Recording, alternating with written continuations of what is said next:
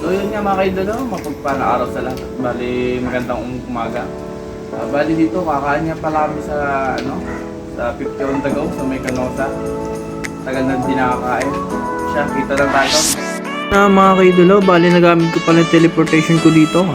Bali kamagano ko nga pala si Goku. Bali dito nga pala na kami ni na fake news kami ng tricycle driver. Sabi kasi niya hindi daw magbubukas si na Adams TV kasi kahapon isang araw pa sila din nagtinda. Bali yun na nga.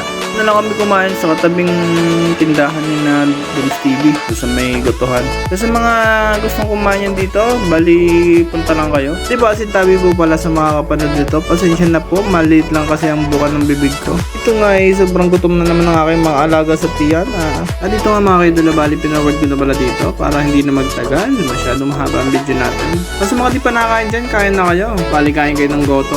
Yung tamang-tama sa mga lamig at maulan na panahon. Kaya po hinintay nyo mga kaidolo, kain na. Yun, so shoutout nga pala sa mga solid supporter ko dyan na sumusuporta. Kahit palit lang ang viewers at taka-followers, inadyan kayo.